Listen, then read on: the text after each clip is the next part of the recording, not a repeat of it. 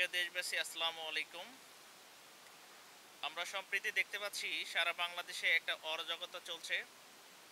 আহ, বিভিন্ন সন্ত্রাসী, বিভিন্ন ডাকাত দলের, বিভিন্ন গ্রুপের সবাই মিলে ব্যাংক ডাকাতি করছেন, আর্মিদের উপর হামলা করছেন। তো আর্মি একটা হচ্ছে যে দেশের রাষ্ট্রীয় সম্পদ, তার উপর হামলা করা মানে দেশের দ্রোহী তার কাজ করা।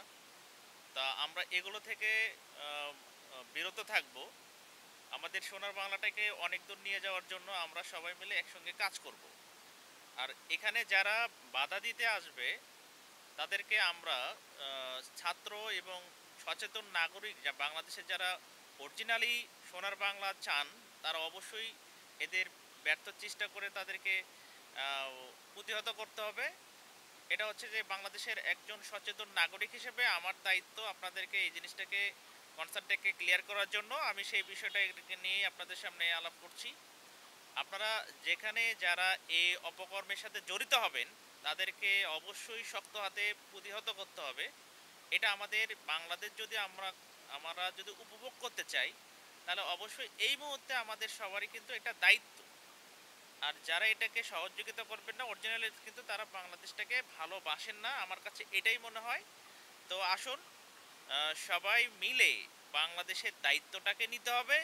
শুধুমাত্র নতুন সরকারের উপরে, এই 17 জনের উপরে দিলে কিন্তু চলবে না, ঠিক আছে? এটা বাংলাদেশের প্রত্যেকটা নাগরিকের, সচেতন নাগরিকের এটা কর্তব্য।